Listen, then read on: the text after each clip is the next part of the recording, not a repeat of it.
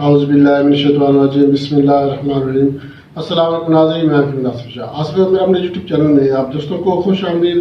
ناظرین، آج ہم بات کریں گے پتے کے پتھری کے بارے میں۔ پتے میں پتھری کیوں بنتی ہے، اس کی وجوہات کیا ہیں، اور اس کے لیے میں آپ کو بتاؤں گا ایک علاج بہترین، بلکہ دو آپ کو میں نسخے بتاؤں گا، ایک مالش اور ایک کھانے کے لیے نسخہ ہوگا۔ تو ناظرین، پتے کی پتھری جس کو گال بلیڈر سٹون بھی کہتے ہیں، یا پتے میں پتھری جب بن جاتی ہے تو اس کی کیا وجوہات ہوتی ہیں، کیوں بنتی ہے، کس عمر میں بنتی ہے، یہ مکمل تفصیل آپ کے ساتھ میں شیئر کرتا ہوں۔ تو ناظرین، پتے میں پتھری جو ہے یہ ایک عام مرض بیماری یہ بنتی جا رہی ہے، خاص طور پر جو 20 سال کی عمر کے بعد، اور خصوصاً طور پہ یہ 40 سال کی عمر تک یہ پتے میں پتھری کا مسئلہ یہ بہت زیادہ دیکھنے میں آ رہا ہے۔ اب اس کے علاوہ یہ جو مرض ہے، پتے کی جو پتھری ہے، یہ مردوں کی نسبت عورتوں میں زیادہ ہوتی ہے۔ مطلب کہ عورتیں پتے کی پتھری کے مرض کا زیادہ شکار ہوتی ہیں، اور اس کے علاوہ جو دبلے پتلے لوگ ہیں ان کی نسبت یہ موٹے جو افراد ہیں وہ زیادہ وہ متاثر ہوتی ہے پتے میں پتھری کی وجہ سے۔ مطلب کہ موٹاپے کی وجہ سے جو پتے میں پتھری پیدا ہو جاتی ہے۔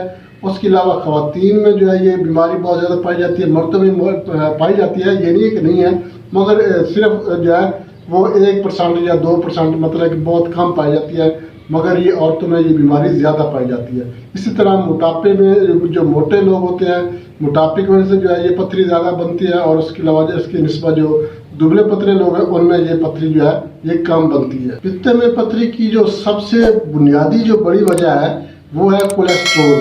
کولیسٹرول کی زیادتی کی وجہ سے پتے میں پتھری جمع ہو جاتی ہے، پتھری بن جاتی ہے۔ اب کولیسٹرول موٹاپے کی وجہ سے کولیسٹرول بڑھ جاتا ہے، بلڈ پریشر کا مسئلہ بھی بن جاتا ہے۔ تو کولیسٹرول کی اگر زیادتی ہو جائے تو پھر یہ پتے میں پتھری بن جاتی ہے، اور تقریباً 80% جو پتے کی پتھری ہے یہ کولیسٹرول کی وجہ سے ہی بنتی ہے۔ اب اس میں ہوتا کیا ہے، کولیسٹرول جو ہوتا ہے یہ گال بلیڈر میں گال بلیڈر میں کولیسٹرول یہ پگمنٹ کے ساتھ مل کر جمع ہو جاتا ہے اور پتھری کی صورت اختیار کر لیتا ہے۔ جو بائل پگمنٹس ہوتے ہیں، بائل پگمنٹس اور کولیسٹرول یہ آپس میں مل جاتے ہیں، مکس ہو کر ایک پتھری کی شکل اختیار کر لیتے ہیں، جو کہ گال بلیڈر میں پتھری اس کو ہم کہتے ہیں کہ پتھری وہ پتے میں بن گئی ہے۔ تو اس کی وجہ جو ہوتی ہے یہ بائل پگمنٹس اور کولیسٹرول کے جمع ہونے سے پتے میں پتھری بنتی ہے۔ اس کی سب سے بڑی وجہ ہوتی ہے کولیسٹرول۔ تو جو افراد پتے میں پتھری کی وجہ سے پریشان ہیں، وہ اگر ان کا وزن زیادہ ہے، موٹاپے کا شکار ہے، تو سب سے پہلے تو وہ وزن کم کریں، موٹاپا وہ کم کریں۔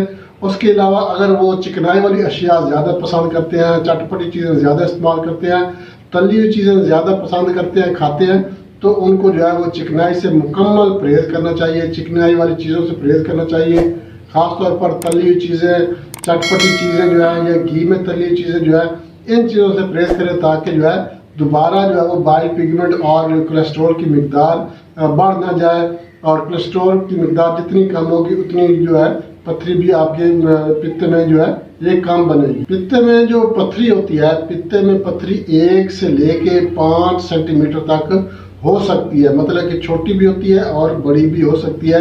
اور اس کے علاوہ یہ اس کا جو کولیسٹرول کی وجہ سے جو پتھریاں بنتی ہے پتے میں، ان کا جو رنگ ہوتا ہے یہ زردی میل ہوتا ہے، اور جو پتھریاں بائل پگمنٹس اور مطلب کیلشیم کی وجہ سے بنتی ہیں تو ان کا رنگ سیاہی میل ہوتا ہے۔ اب اس کی اور بھی کئی وجوہات ہو سکتی ہے۔ ایک تو میں نے جیسے کہ آپ کو بتایا کولیسٹرول کی زیادتی، چکنائی والی چیزیں استعمال کرنے سے۔ اس کے علاوہ اگر صفرا کی زیادتی ہو جائے تو صفرا کی زیادتی کی وجہ سے بھی پتے میں پتھری وہ پیدا ہو جاتی ہے، موٹاپے کی وجہ سے ہو جاتی ہے۔ اس کے علاوہ حمل کے دوران ہو جاتی ہے، شوگر کی وجہ سے بھی پتے میں پتھری یہ پیدا ہو جاتی ہے۔ اس میں پرہیز پر وہی بات آ جاتی ہے، پرہیز اس میں وہ چکنائی والی چیزوں سے ہے، اور موٹاپا آپ موٹاپا کم کریں، چکنائی والی چیزوں سے پرہیز کریں۔ اس کے علاوہ اگر آپ چٹپٹی تلی چیزیں، مرچ مسالہ دار چیزیں استعمال کرتے ہیں تو ان سے بھی آپ پرہیز کریں۔ تو ناظرین اس کی طرف چلتے ہیں، مگر اس سے پہلے میں آپ سے ایک چھوٹی سی ریکویسٹ کروں گا، ہمارا چینل آصف میرا اپنے یوٹیوب چینل لائک شیئر ضرور کر دیں، اور ہمارے جو نئے دوست ہیں ان سے میں ریکویسٹ کروں گا وہ ہمارے چینل کو سبسکرائب لازم کر دیں، اور ساتھ میں بیل آئکن کے آل نوٹیفیکیشن پہ کلک کریں گے تو ہر ویڈیو بار وقت آپ کے نوٹیفیکیشن میں آپ کو مل جائے گی۔ تو ناظرین، آپ نے ہمارے چینل کا विजिट भी ज़रूर करना। आप हमारे चैनल को विजिट करेंगे तो आपको हमारे चैनल पर हर मर्ज़ की वीडियो मिल जाएगी, चाहे ज़नाना अमराज है, चाहे मर्दाना अमराज है, बच्चों के अमराज है या जनरल अमराज है।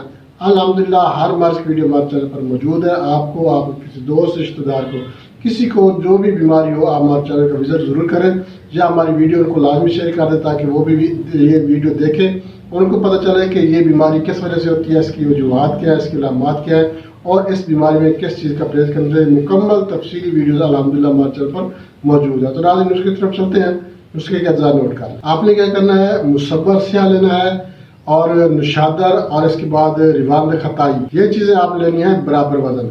जितने भी मर्जी आप अपने हिसाब से जो है बराबर वजन ये 3 चीज़ें हैं ये ले लें।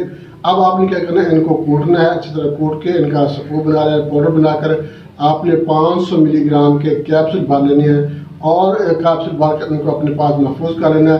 तरीका इस्तेमाल इसका बहुत आसान है, सुबह शाम एक कैप्सूल ताज़े पानी के साथ आपने इस्तेमाल करना है। इंशाल्लाह अल्लाह के फजल करम से चंद दिन के इस्तेमाल से जो है पित्ते की पथरी जो है ये पिघल जाएगी, पित्ते की पथरी जो है ये ख़त्म हो जाएगी, खारिज हो जाएगी और इंशाल्लाह आपको दर्द भी नहीं होगा। पित्ते के मकाम पे दर्द भी जो है जो पथरी होती है इसी वजह से होता है। पित्ते के मुकाम पे दर्द ख़त्म करने के लिए आपने क्या करना है, रोगन बैद अंजीर जो है ये आप ले लेना। पंसार की दुकान से आपको मिल जाएगा, बासानी मिल जाता है। रोगन बैद अंजीर जो है ये आपने इसकी मालिश करनी है दर्द वाले मुकाम पे। इंशाल्लाह इसके इस्तेमाल से फ़ौरन तौर पर जो है वो दर्द ख़त्म हो जाएगा और जो मतलब कि पित्त जो इसमें जो पथरी पैदा हो गई है इंशाल्लाह पथरी जो है ये नुस्खा इस्तेमाल करने से पथरी भी खत्म हो जाएगी।